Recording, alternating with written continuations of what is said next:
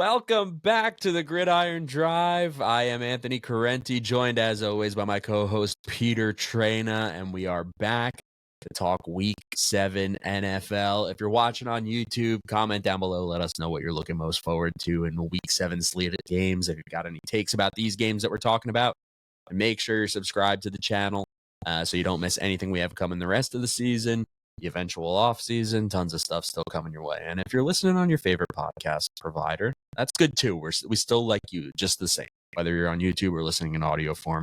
If you're listening to the audio podcast, make sure you're following or subscribe to the podcast. And if you have some time, rate 5 stars, leave a review, all that good stuff. Peter, how you feeling? Week 7. I'm feeling, strangely optimistic, but want to keep my composure here. It's got a decent game going on here. This is Thursday Night Football. We're filming this. I'm excited. It's the first real fall day we had in our area. It's actually chilly beyond the morning. Football season's in full swing. Life is good. How about you? Well, I wish I could say I was optimistic. Things are bleak, but we trudge on. We trudge forward. We've got fantasy lineups to set. Mm-hmm.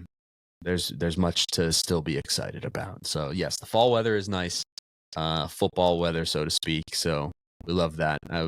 Summer's fun, but it's nice to be able to throw on a hoodie and be like, actually, I'm in pretty good shape. Yeah, feeling good. All right, so we got a couple games to hit for the week that Pete has some gambling insight on. Of course, we'll talk fantasy. We'll talk just broad spectrum NFL about all of them and see what else we can hit along the way. So let's get right into it. We'll start with the New England Patriots going to take on the Tennessee Titans. Pete, stop me if you've heard it before. But Mike Vrabel is going to take on the Tennessee Titans. Breaking news just dropped by my man Anthony Correnti here with the hottest of hot. Right from the presses. Obviously that's the fun story. And honestly, it kind of goes into my handicap. I hate to be, not mathematical with this, but the line is, Tennessee -7. I'm sorry, New England -7 going to Tennessee.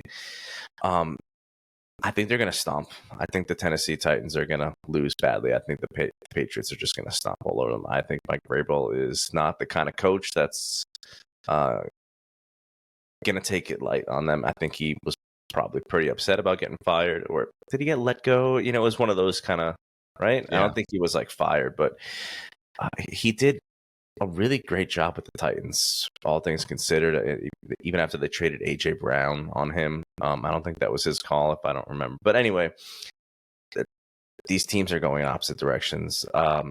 New England is good again. That's a bummer. But we love Drake May here. We do. We've always loved Drake May. If I want to get mathematical here, I actually do have an edge with the Patriots. My only qualm about this game is that I think this is the second or third Patriots road game, so they could be a little fatigued. But I just don't think the Tennessee Titans changing their coach is going to pay dividends this week. I think if anything, it'll pay dividends maybe next week or the following weeks, because I do think Brian Callahan was a bad coach. He didn't know the rules, and I just don't know if this is going to be the week that they're going to get up. And I think that they'll be better coached in the following weeks, and it might lead to some wins. And Cam Ward he's going to be fine. He's got some growing to do, just like every rookie quarterback. But I just don't think this is the spot where I want to back the Titans. So I am firmly taking the 7. I have this game. What do I have this game? 25-16. It's I see it blowout. Yeah, I agree. I expect the Pats to absolutely throttle the Titans. And we talked about it before we started recording. I don't see in any way this being a game where it's they get up a couple scores and then Mike Vrabel's like, all right, let's take the air out of the ball and just, wind some clock and get out of here with the win. I think it'll be Drake May winging the ball all over the yard. And, let's beat them by 100 if we can. Look at my shiny new toy. Yeah. That just feels like, I don't know Mike Vrabel personally, but I agree. Mike Vrabel's a good coach, and him getting let go in Tennessee always felt is Mike Vrabel really the problem? So I could definitely see, the revenge game narrative is always fun, but this one feels like he probably does want some actual real revenge. And I agree with what you said about the coach. Like normally sometimes the coach gets fired, the interim comes in, you get that interim head coach bump. I don't think it's happening this week. I think it's it's a tough week to expect that interim head coach bump. I don't think they're getting it here. Fantasy side, like if you're out there and you're still wondering, like, should you start Drake? Yeah, start Drake. Yeah. Like if you find yourself still asking that question, Drake May is him. He's very good. Can I ask you a question though about Drake May? Would you start Drake May over Dak Prescott against Washington this week with a total sitting at 55? Cowboys play. Who do the Cowboys play? Washington. And the total is 55. Washington has bad corners. They do. That's like, man. I mean, Dak has been like statistically the best quarterback in the league, right? Very good. If you have both, I would probably start Dak because the matchup is juicy. Mm-hmm. But if I had both, it'd be one where I probably like swapped them 100 times leading up to the game. Because like I really think Drake May might go off like in a pretty substantial way. But yeah, if assuming you don't have somebody else like that, I'm firing up Drake May pretty comfortably. Along with Stephon Diggs and probably Kayshon Boutte as a flex play. The Tennessee side, man, like I feel a little bad because like we've said it before, but like you're not starting them, not confidently, and not unless you have to.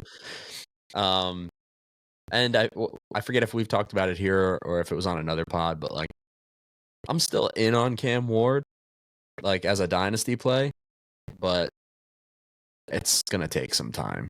It's gonna take some time and hope that get the right guy in there, the right infrastructure in there to help develop Cam Ward and get some more pieces in there that can catch and be like functional parts of that offense. But there's at least a few times it feels like almost every week where Cam puts some throws out there where you're like, the dude has it. Like he doesn't get helped out a lot. It's been bad coaching and it's been bad supporting cast a lot. But there's at least a few times every game where you're like, all right, there's the guy that like went 101 that deserved to go 101. So on dynasty teams, like trading for Cam on a rebuild, I'm in. Like I think Cam's still going to be good. I think it's just going to take a little bit of time. But right now, I'm not in any rush to willingly play Titans players unless I absolutely have to. And that kind of plays into the handicap and what you said about the like the interim bump, like the team not getting up for that. I'm sure they are happy that their head coach that was terrible got fired, but I just don't think they have good enough players to do that, unfortunately. Especially like you said, in the receiving end. I mean, they tried to fix the offensive line. They have the best offensive line coach in the game. It didn't work. I don't know. So, Titans fans, unfortunately, it's not your year, but hey, run it back. You got a quarterback, keep building. Would you start Travion Henderson? Oh, brother. I have so many eggs in the Travion Henderson basket. And doesn't it feel like one of those, like you just have to start him until he pops? Like otherwise you're going to miss it when it does happen. Yes. And I'm starting him in at least one league this week. Yeah. I know. Yeah, I feel like Ramondre's had 6 fumbles already. Like it's been keeps putting the ball on the ground, man. It's like, and it's not like, oh, this is a new problem. This is a Ramondre Stevenson problem. Like this is who he is. So my heart wants to say yes, like fire him up, please. But I haven't watched every single snap of Patriots game, so I don't know how he's grown in pass protection. I know that was an issue weeks 1 through 3 at least. So I'm hoping he got better. He was a great pass protector in college. So it's like it's weird that this is happening in the pros, but I think Vrabel's obviously is one of those guys that you got to earn my respect, kid. Yeah. I don't know if that's how Mike Vrabel talks, but that's how it feels right. It feels right. It feels right. But yeah, long answer. Yes, I'm starting Trayvon Henderson. I'm with you. Like I'm with you, and like it's gonna happen. It's just this feels like maybe it's the week, so I'm firing him up too. All right. All right, Switch should gears. we go? Yes, let's go to the Carolina Panthers coming to play my lowly New York Jets at MetLife Stadium. God bless your heart for putting this on here. Yeah, Anthony, you're my guy. But I am. This is Carolina. Has it flipped yet? What is it? Okay, no, it's Carolina -1, 1.5, depending on where you're looking. It flipped. It was, Carolina was getting a point earlier, but we said that in the last podcast that really going from -1 to +1 doesn't really matter much. Basically, they're all, it's a pick 'em essentially. And I am picking the Carolina Panthers to beat your New York Jets in the Meadowlands. This is a classic, two teams, again, going in the opposite directions. The Panthers have won, I think, 2 in a row. They're looking, got some life in them. Tedero McMillan, it looks incredible. That was a funny storyline during the draft season, right? Like, Yeah. is he not good? No, he's pretty freaking good. Bryce Young, glad to see my fellow short king, balling out. I'm not balling out, but he's playing well. Yeah. 3 touchdowns last week. Yeah. So yeah, this game, gosh, man, I'm liking what I see in the Carolina, and I don't usually like to play a team that comes off like a big win like that against a bad team, but I've just been burned too much by the Jets. Last week I had them on an over. I thought that they could put up, I think I texted us like, can the Jets put up like 18 points, 20 points? No, they cannot. And I know Denver's a good defense, but Denver was begging for them to take that game last week. They were begging them to take that game. And the frustrating part about the Jets, and I'll let you monologue soon. Don't worry. It's just like, it's one thing if you just get outplayed or like you just make mistakes, but like that, the 2 drives to end the game, to end the halves, were like, what are we doing? Like, you burn the fake punt to run out clock? Are you not? It's like he's not playing to win, which makes no sense. And then at the end of the game, like, you got to kick that field goal. Your offense has shown you nothing. Fields has shown you nothing that he could pass on 4th and 8. You got to kick that field goal or try to. I know it's 60 yards. I don't know. You're in Europe. It's like maybe you got like some soccer air. Like, just I don't know, man. But like you can't go down 4th and 8 with Fields. Like, I'm sorry. So I have this game 24-20 Panthers. So I'm taking the money line. I'll probably sprinkle on a little bit of the -1.5, -1 or whatever. I might sell it out to like -4, honestly, get a juicy 4, something like ridiculous. It feels like one of those games. The Jets they seem a little lost, man. And I'm sorry for you because, I know how much you love your Jets and you love watching football, but it's not good. I was just going to say before you said you might, juice it up to -4. What's the most that it would be for you to say Carolina would cover? I mean, my model is saying 4 points, about 24.6 to 20 point, so maybe 5 points, but I'm going to be honest. That's my model, but like, I'm going to be honest. I don't know how the Jets can even remotely be competitive in this game. I really don't know. And like on paper, it should be like, okay, this should be one of the teams where you feel like, all right, the Panthers have done some nice things, but like you feel like you have a chance against the Panthers. Here's the thing. You have a quarterback who has shown last week just an outright unwillingness to throw the ball.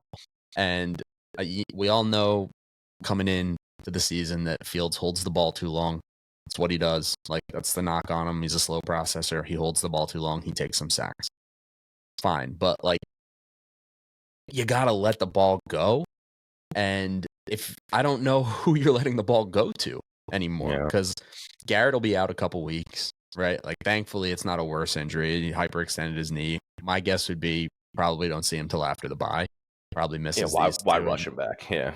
Exactly. And Josh Reynolds, who is also not good, but won't play, So, I mean, you're talking about a receiver room that, like, it's going to be Tyler Johnson, Alan Lazard, maybe. I don't know. He didn't play last week. Alan Lazard, Arian Smith, 4th-round rookie who hasn't shown a whole lot yet. I'm available, coach. Yeah, we might have to put you out there. 5'6", I probably run like a 7.0.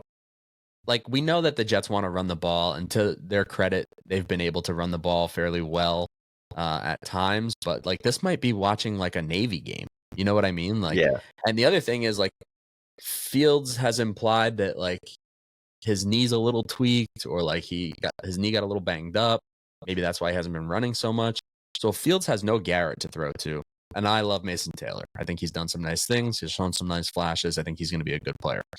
But if all you really have is Mason Taylor and Brees, like, what's to stop Carolina's defense and Derek Brown and, like, a pretty solid defensive front from we're just going to put 8, 9, 10 in the box. Like, there's nobody to cover.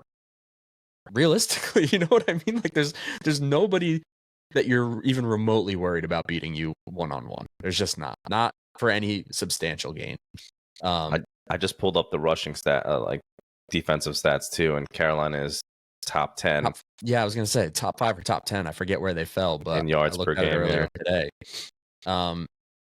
They're not a good team. They are going in opposite directions. I will say, like, Sauce in theory, like, the type of receiver he matches up best against, I feel like, is a guy like Teteroa McMillan. I agree. Who has done some nice things, but Sauce, when he gets into trouble, it seems to be against more of, like, the quick twitch type.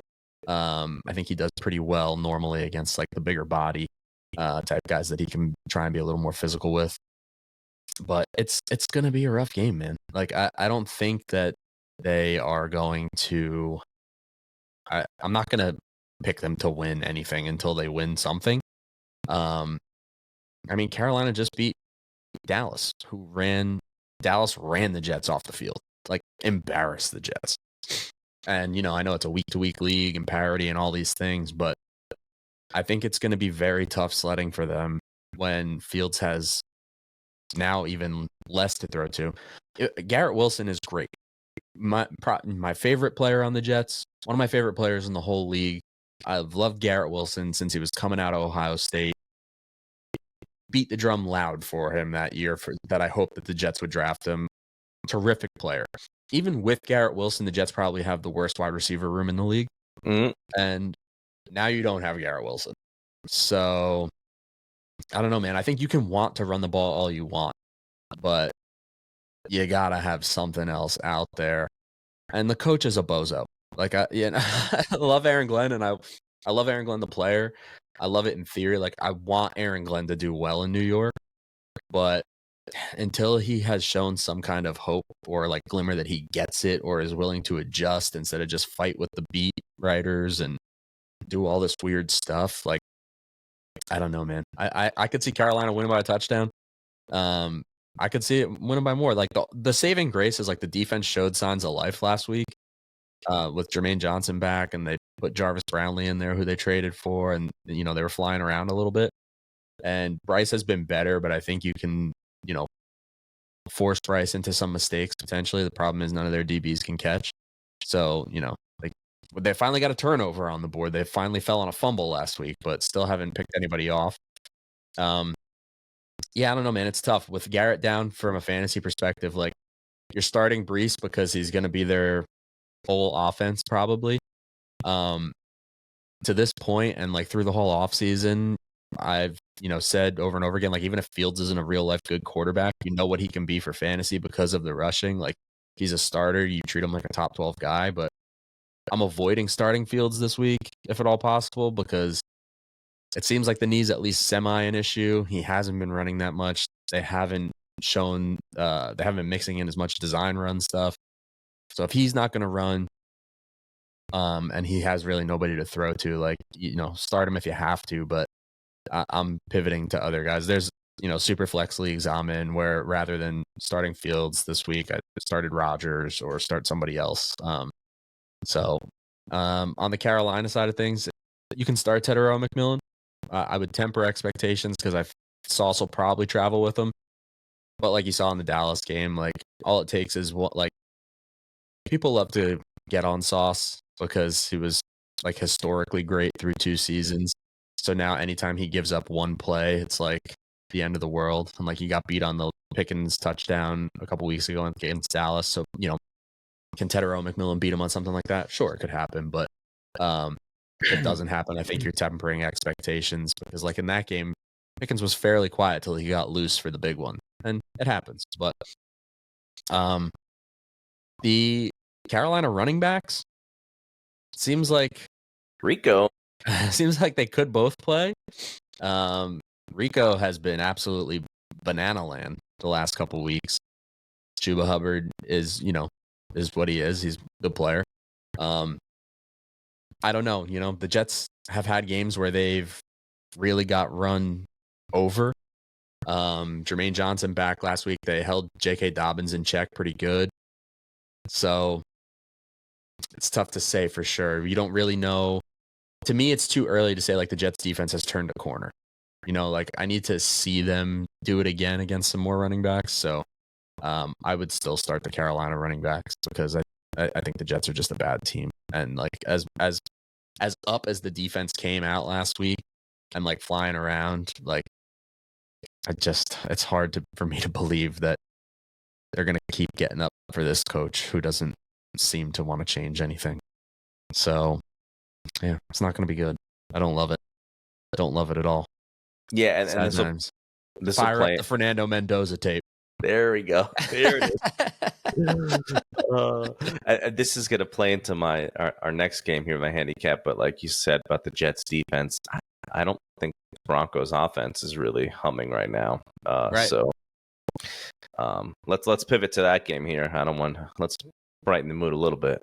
Yeah, we will talk the Denver Broncos, and it's the New York Football Giants going into Denver to take on the Denver Broncos, coming back from foggy London town.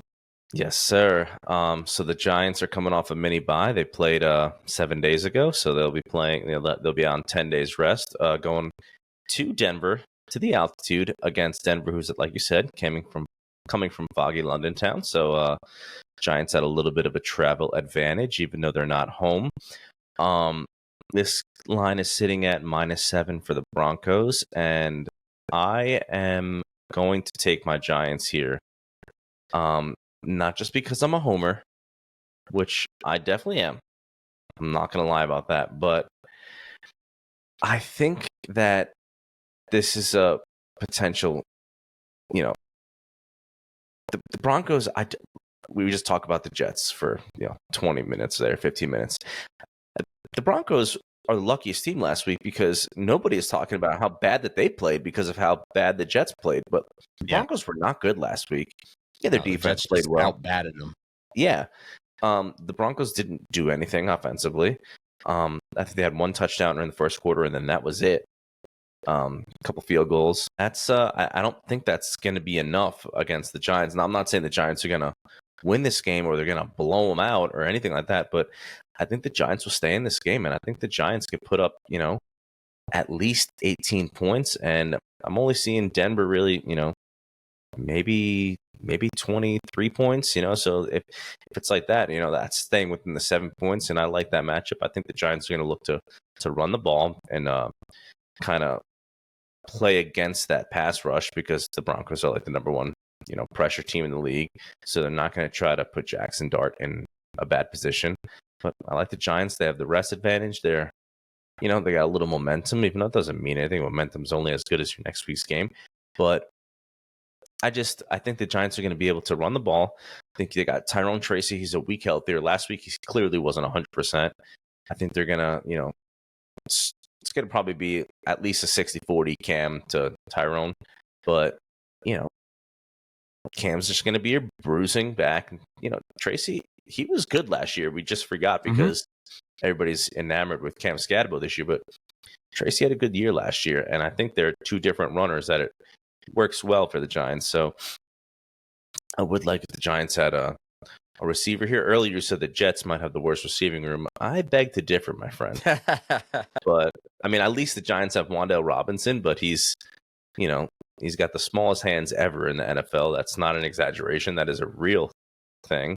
He's a good player. But other than that, they had little Jordan Humphrey from the practice squad playing big minutes.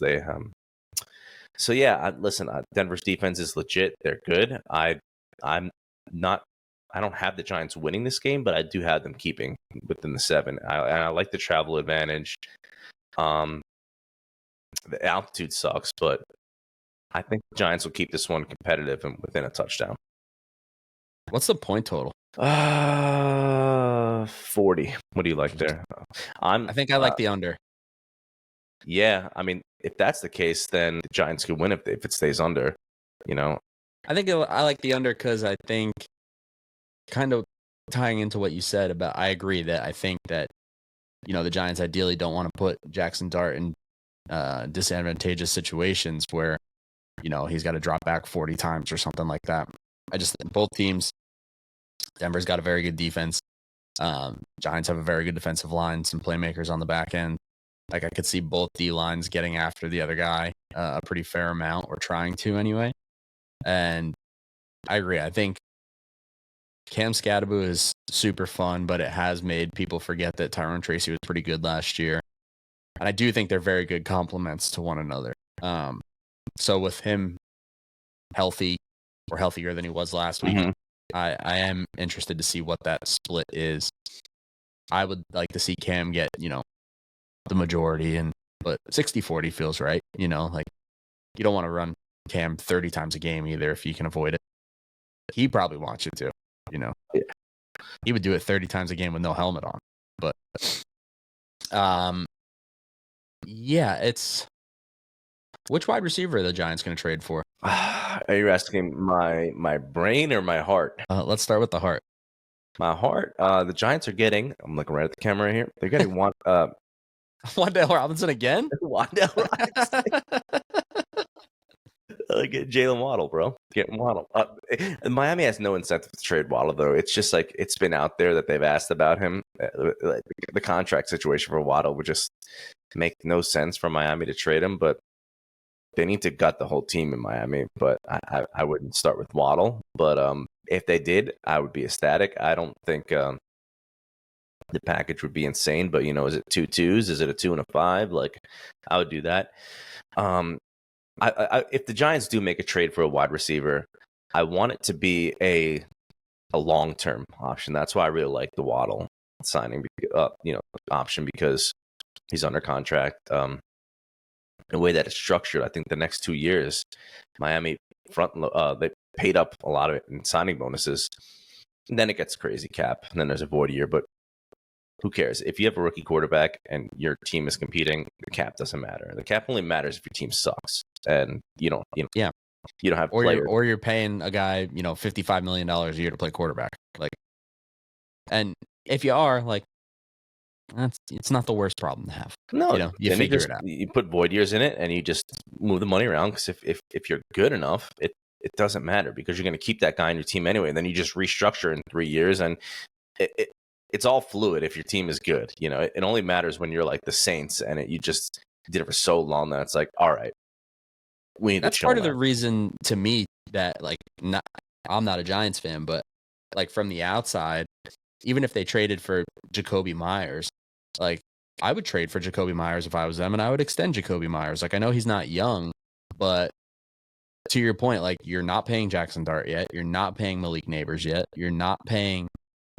big money to some of the, you're not paying Abdul Carter. You're not paying, a lot of these guys. You're paying Brian Burns, Dexter Lawrence is paid, right? Like, and Andrew Thomas. But yeah, Andrew Thomas has got like a pretty decent deal, because it was a few years ago now at this point. Brian Burns, not an insane deal, but it's, top DN money, but nothing crazy. And Dex is getting paid good money, but they have tons of cap space. They have, most of their team now is all young, because they've just had so many bad players that they just had to keep, drafting. Right. It's one of those, like, in a vacuum, like, sure, do you want to be the team that extends Jacoby Myers at his age? Like, okay, I get it. But also, when you're not paying so many other players yet because they haven't reached that point, or reached that like point in the contract timeline, like, kind of who cares? So yeah, it'll be interesting. What is Jacoby Myers getting? 20? 20? Yeah. I feel like that feels right. Like, I think Jacoby Myers is a really solid number 2. Mm-hmm. So 20 feels right. They don't need a number 1. I mean, this year they do, but Yeah. Obviously you have Malik Neighbors. The Wan'Dale erasure. Like that is Wan'Dale slander. Wan'Dale is a perfect slot receiver. Okay, just not a 2. It's 5'2". Yeah, watch it. What's your take on this game? Who are you playing? Who you starting? Who you sitting? I'm not in a rush to play Jackson Dart this week. That's not like a shot at Jackson Dart. I just think it's a totally tough fair defense. It's and like we said, I think they'll probably try and look to run the ball as much as they can. For that reason, I will start Cam Scatterbo.